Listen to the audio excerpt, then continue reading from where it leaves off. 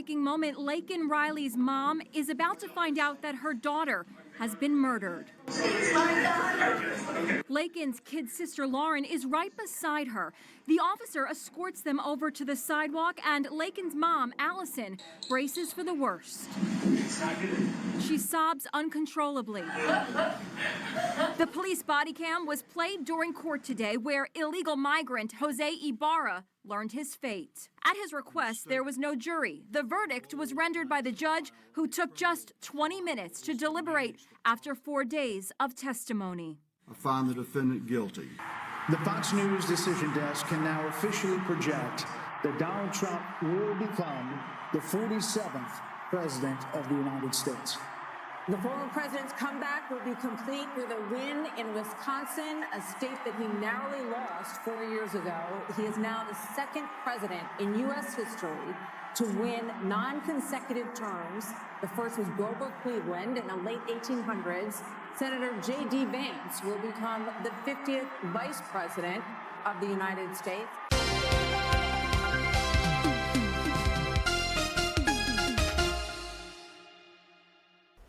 Ladies and gentlemen, welcome to Holy Smokes, H-O-L-E-Y Smokes, where we dive into all things juice and sometimes even political issues. Today, we're going to listen to Donald Trump. I think he's about to walk in. But if you remember on the campaign trail, he promised to end illegal immigration and sign into law the Laken Riley Act. Well, it appears today he's on the cusp of actually doing that. But before we listen to Donald Trump, I ask you, comment, like, and subscribe, and I'll see you on the other side.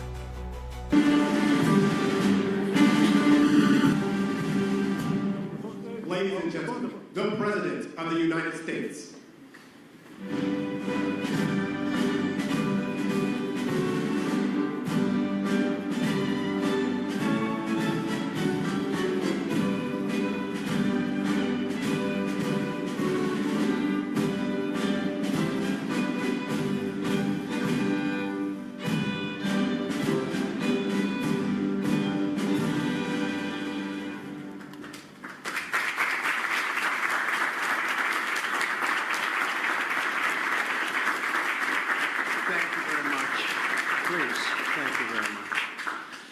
Before we begin, I want to provide a brief report on the unprecedented success our country has been witnessing in recent weeks. Since even before the election, we've been making extraordinary progress. The American people gave us a clear mandate to save our country, and we won all 7 swing states by large margins, historic. Very importantly, we won the popular vote by millions and millions of votes.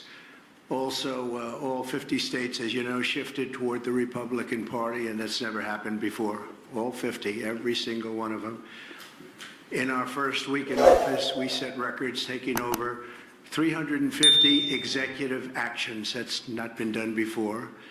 And it has reportedly been the single most effective opening week of any presidency in history. And we want to keep it that way. We want to keep it going.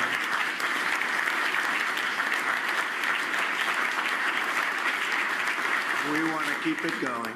We've broken from decades of failed Washington policies and restored common sense and sanity to our government. We've unleashed American energy, and we've already achieved record low illegal immigration. And as you see, there's nobody trying to get in. And that's what we've been waiting for a long time, and gotten woke ideologies out of our government and out of our military. The water has now begun flowing in California as we continue to increase the flow in coming days. Nobody's seen anything like that, and I've also taken strong action to regain control of the Washington bureaucracy. Just for clarification purposes, because it was incorrectly reported yesterday, we have informed the federal workforce, which they've looked to do for many years, that if they're working for the federal government, they must show up to the office on time and on schedule. We don't want them.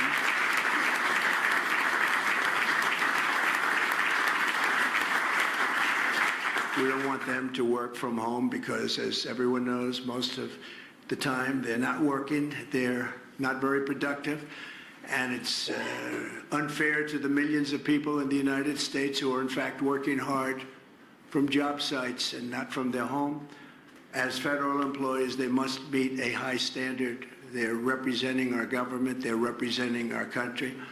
If they don't agree by February 6th to show up back to work in their office, they will be terminated, and we will therefore be downscaling our government, which is something that the last 10 presidents have tried very hard to do but failed.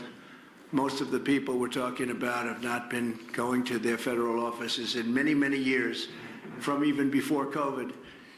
But they have nevertheless been paid. Some have worked, some haven't worked, and most of the studies say that some have just gone through the motions. We may ask these people to prove that they didn't have another job during their so-called employment with the United States of America, because if they did, that would be unlawful, as you understand. A lot of people are getting paychecks, but they're actually working other jobs, so they'll have to prove that to us that they weren't. In any event, we're requiring them to show up to work or be terminated. We think a very substantial number of people will not show up to work, and therefore our government will get smaller and more efficient, and that's what we've been looking to do for many, many decades, frankly.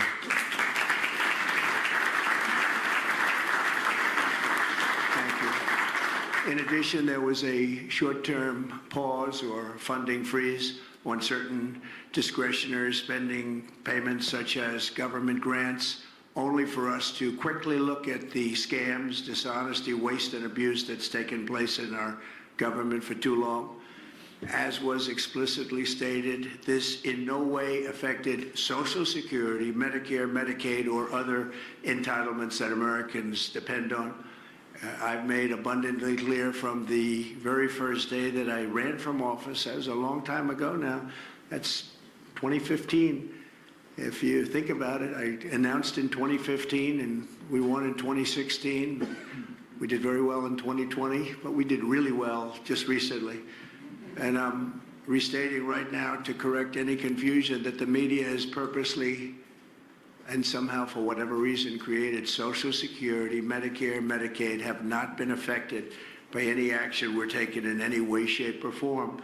We are merely looking at parts of the big bureaucracy where there has been tremendous waste and fraud and abuse. In that process, we identified and stopped $50 million being sent to Gaza to buy condoms for Hamas. 50 million. And you know what's happened to them? They've used them as a method of making bombs. How about that? We stopped an attempt to make an illicit payment for illegal alien resettlement. We canceled $181 million in DEI training contracts. This is just for the training of people in DEI, which has been terminated and completely terminated. And we paused $1.7 billion in unauthorized payments to foreign organizations, including stopping more than $40 million that was on its way out the door to the very corrupt World Health Organization, which has not done its job and not done it properly. We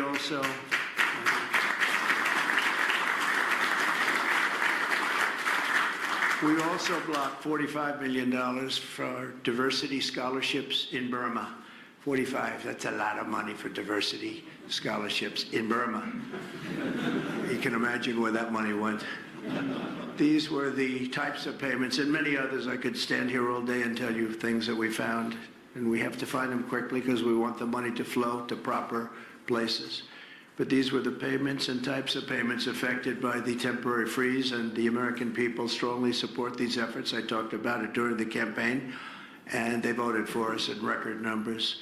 Every single day, we're now putting America first and fighting to get the most out of every single tax dollar for our great citizens. We've gathered this afternoon to take another historic action. However, in a few moments, the Laken-Riley Act will become the very first bill that I proudly sign into law as the 47th President of the United States.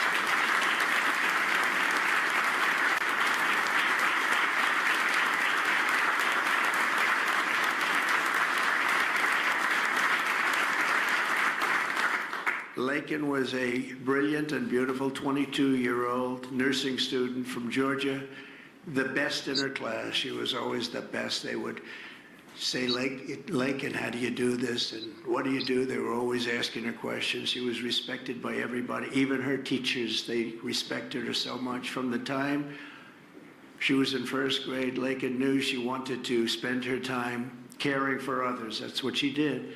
To her friends and classmates, she was a light of warmth and kindness in every single room. To her parents and family, she was everything in the world. They've had a miserable period of time. Just after 9 a.m. last February 22nd, Laken went out for a jog on the campus of the University of Georgia, but she was just never returned. She never came back, did she, huh? Parents are here, sister, all of her relatives. While on her run, Laken was attacked, viciously assaulted, beaten, brutalized, and murdered by an illegal alien gang member who was set loose into our country by the last administration. We are deeply honored to be joined today by Laken's parents, Allison and John, and her sister, Lauren. Thank you very much.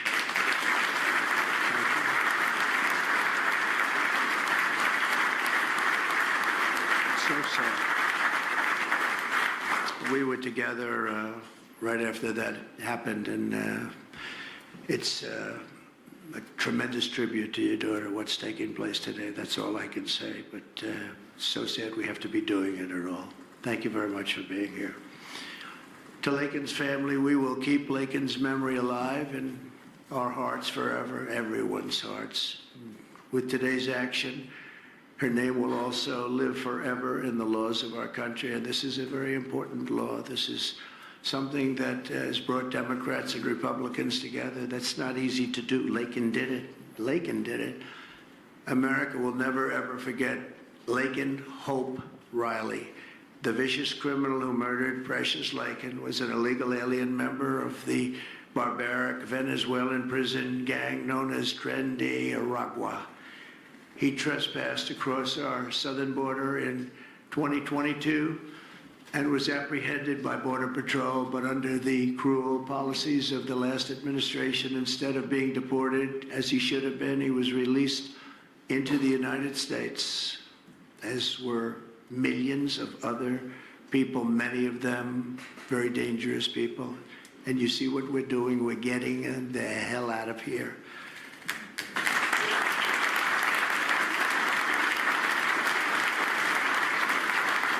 He was soon arrested again in New York City on charges of endangering a child, but because of New York City's deadly sanctuary policies, as we have in California and many other places, which we're ending, we're going to end them, he was released again to reoffend. The Biden administration then provided this illegal alien criminal with a free, taxpayer-funded flight from New York to Georgia, where he was arrested yet again, constantly, this time for stealing from a Walmart along with his gang member brother, who was a bad one. Only after being released a third time by the U.S. law enforcement did this cold-blooded criminal go out in that fateful morning hunting for women on whom to prey. That's what he did. He hunted. It was like a hunter. And we're going to show him who the hunter is. This horrific atrocity should never have been allowed to happen. And as president, I'm fighting every single day to ensure that such a tragedy never happens again. We don't want this to happen.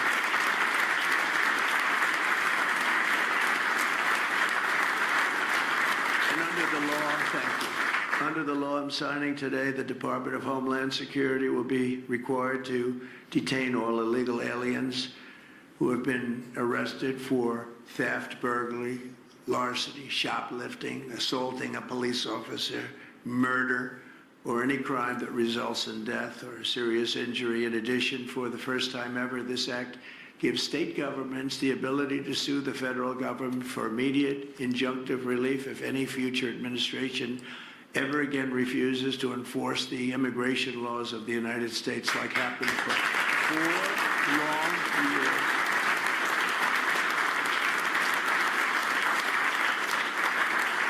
And that was happening for 4 long years, frightful years. Amazing. You'd say, how can people do this? How can they allow this to happen? How can they allow criminals to pour into our country and then try and defend it? And they're still trying to defend it, but they can't. That's why I'm here instead of somebody else, actually.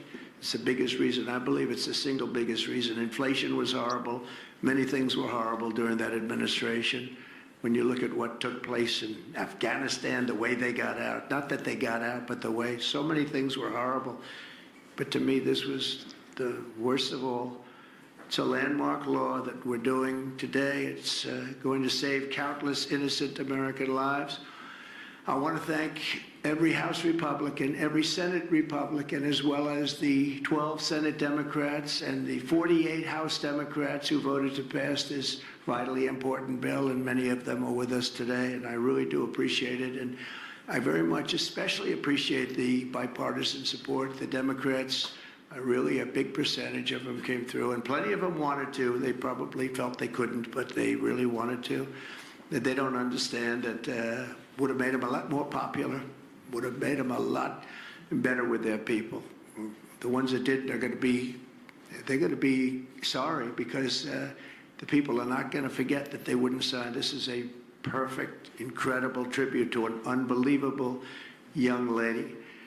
We're joined today by many great supporters of our new strong border policies, and they are indeed strong, including Vice President Vance, thank you, JD, the Secretary Scott Bessent, who just got approved, by the way. Where's Scott?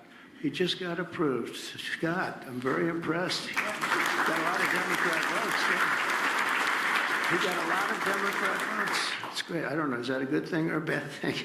I'll have to think about that. Secretary of Homeland Security, who's going to be fantastic. I know her so well, and I know it's probably not complimentary because she is a woman, but she is tough. Where is she? Where is Christy? Christy, great. Stand up, please. You have such an important job to do.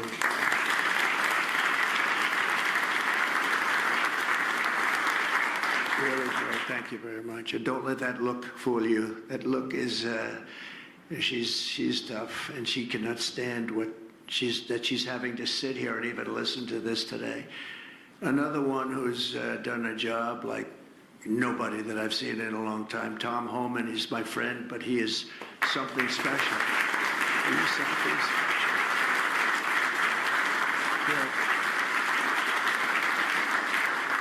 And Tom and Christy, the numbers are unbelievable. What's happened? It's like just shut down. Nobody thought that was even possible. It's just shut down. They showed an area that a year ago had thousands and thousands of people rushing into our country. And today there was nobody there. It was like a beautiful sight. And also Senate Majority Whip John Barrasso. Great guy. Great guy. Thank you, John. And I also want to thank the bill sponsors, Senator Katie Britt. Katie, thank you, Katie.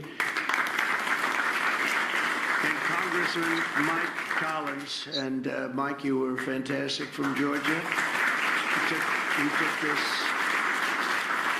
He loves this state, and he took this very personally. So it's thank you very much, Mike. As well as Senate Judiciary Committee Chairman Chuck Grassley. Chuck is here someplace. Chuck, thank you very much. You look great. And House Judiciary Committee Chairman Jim Jordan, who's a special guy, special man. And House Homeland Security Committee Chairman Mark Green. Thank you very much. Thank you, Mark. And we have many other congressmen and senators, but I'm not going to introduce because this is about your daughter. This is about something that's so important, and we're going to just go along. Thank you also. We have to say Burt Jones is in the room, and Burt is your lieutenant governor, and he was on this like you wouldn't believe. Thank you very much. I see you sitting there. Thank you very much. So we have state, local officials, we have law enforcement organizations, we have everybody. Most of them are in the room or represented in the room, and they're incredible people, and I've never seen them come together like they have for this. I've done many of these, not of this kind, but different bills, different passages having to do with many different things, from Homeland Security to inner security to taxes to 50 different items. I've never seen such support as you have today and as your great daughter has today. So I've never seen anything like it. And we have to thank your daughter for that, because she's going to save a lot of lives. She's going to be responsible for saving a lot of lives. So I'd like to just say to the Angel families, I've been with them and they've been with me from 2015 when I first got this crazy idea in my head to run for president because we can do better as a country. I want to thank so many of the people that are here that have been the Angel moms, and we call them Angel moms, but they're Angel families, fathers and sons and daughters, but they've suffered tremendously like you have for no reason whatsoever. I want to thank Alexis Nungari, the mother of 12-year-old Jocelyn Nungari, murdered last summer by 2 illegal alien gang members released into the United States by Joe Biden's open border stupid policies. And thank you very much, Alexis. I want to thank you very much. We had an amazing trip, and it was really special to meet you and your family. Appreciate it very much. So sad we have to be here, frankly. And Jocelyn, as you know, is in our hearts as she was then. It was an amazing day we had, a great day. But it was a day of celebration of somebody that unfortunately won't be with us. But she is with us now, you know that.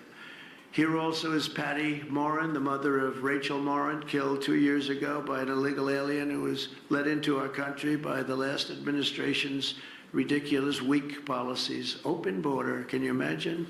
When I heard open border, I said, oh, that's terrible. They're going to release their prisons all over the world. They're going to release their prisons into our country. That's exactly what happened.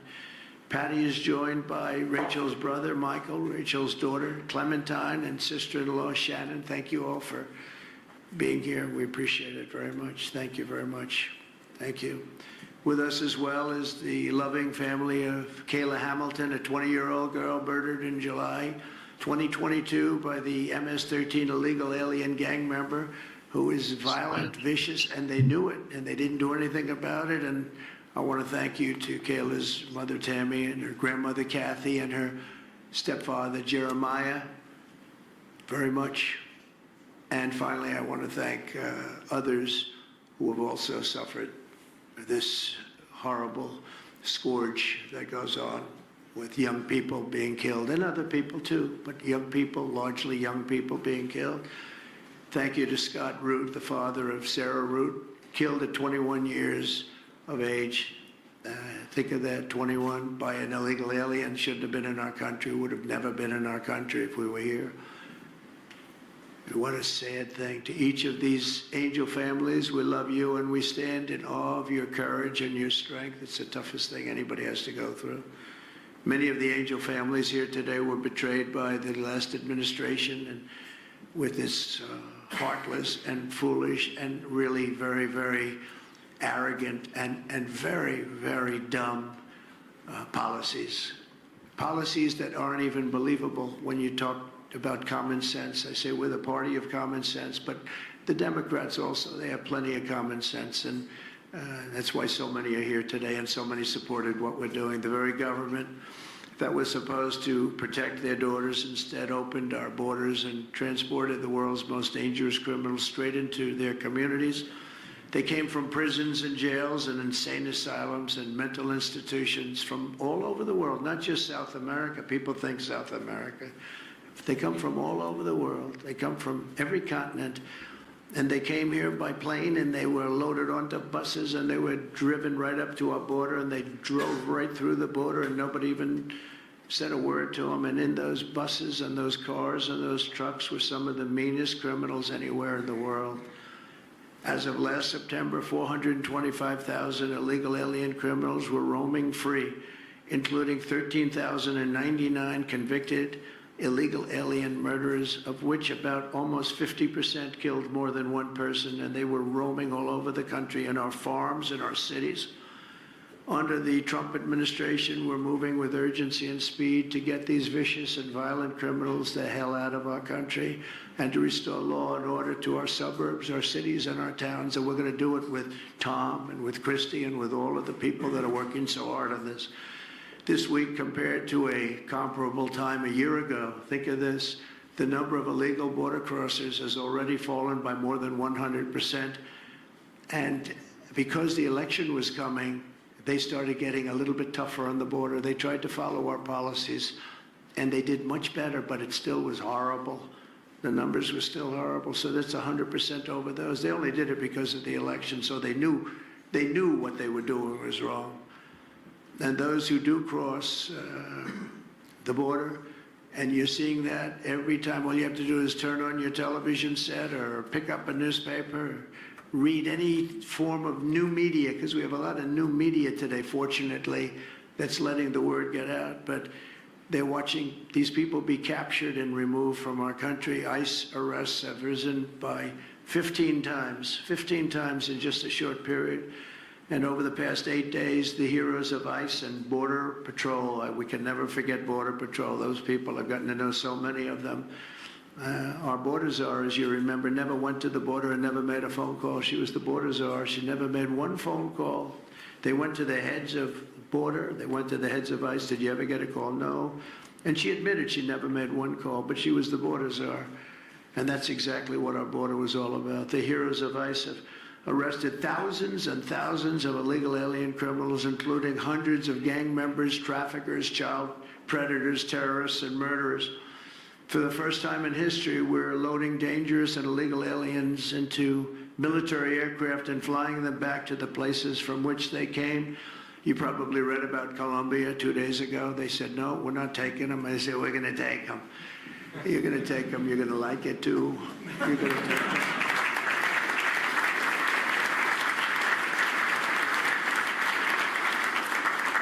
They talked about we're not going to take people that are in shackles. I said, well, but the people that are in shackles are murderers, they're drug lords, they're rapists, they're very tough people.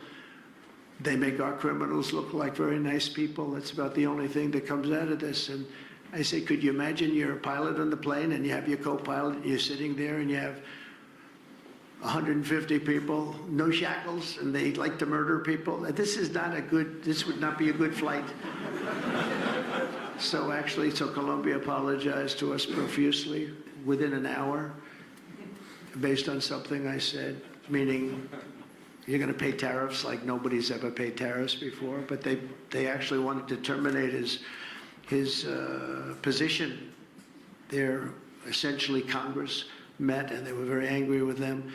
But they actually said they were going to send the presidential plane to pick up these criminals and to bring them because they didn't want to inconvenience us or have us do a second flight. And that's what they did. And I appreciate it. And I do appreciate the people of Colombia are wonderful people, and the representatives really acted well. And I appreciated they took back that tough talk. But, you know, we may have tough talk from others, but it's not going to mean anything. They're going to all take them back, and they're going to like it, too. They're going to like it. They're going to take it back, and they're going to like it. Today, I'm also signing an executive order to instruct the Departments of Defense and Homeland Security to begin preparing the 30,000-person migrant facility at Guantanamo Bay. Most people don't even know about it. We have 30,000 beds in Guantanamo to detain the worst criminal illegal aliens threatening the American people. Some of them are so bad we don't even trust the countries to hold them because we don't want them coming back, so we're going to send them out to Guantanamo. This will double our capacity immediately, right? And tough. That's a tough place to get out of. Today's signings bring us one step closer to eradicating the scourge of migrant crime in our communities once and for all. And it was just it's just an unforced error that we even have to be doing this. Now we need Congress to provide full funding for the complete and total restoration of our sovereign borders, as well as financial support to remove record numbers of illegal aliens. And these are illegal alien killers, criminals at levels that nobody's ever seen before. And you would have known that, and you were there when I said it. I said everybody that's bad is going to be thrown. If you look at Venezuela, Venezuela's crime is down 77% because they've taken their gang members, their prisoners, their drug dealers, their drug lords. They've shipped them all into the United States. Many other countries, their crime is way down, and our crime is not doing well. But we're going to have it do really well very soon, and we're shipping all these people back where they came from. And now, before I sign the Laken-Riley Act into law, I would like to ask Laken's really incredible mother, who I've gotten to know, a very sad day I got to know her. But this is an amazing tribute to an amazing young person. And if you could come up, Allison, and say a few words, that would be great. Thank you very much.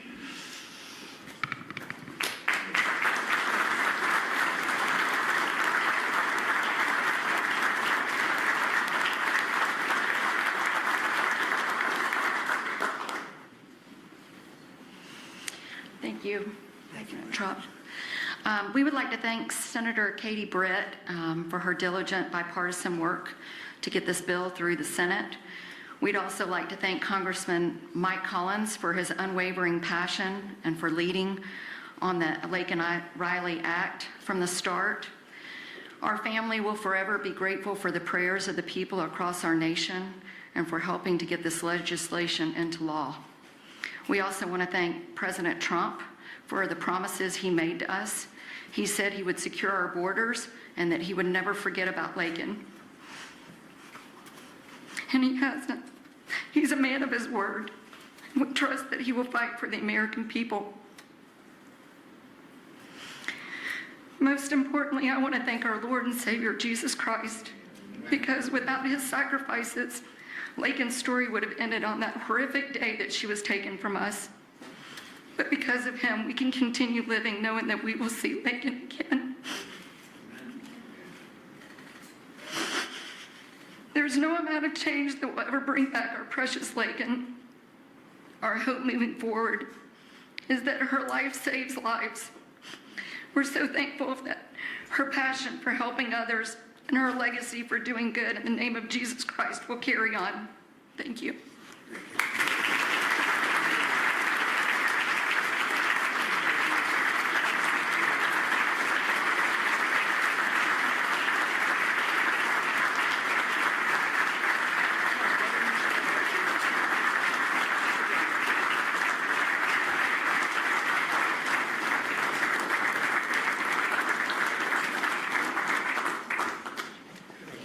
Sign this in honor of Laken-Riley. Come on up here, some of the people that we love that have been so instrumental. Okay?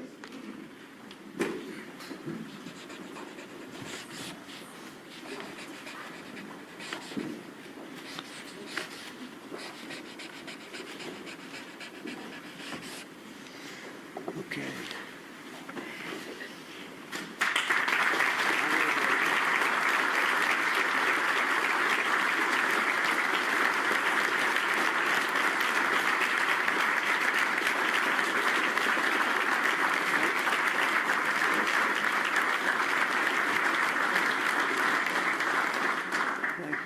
Mr. President, government funding, can you take a quick question on government funding to pause? I don't think this is appropriate time, really.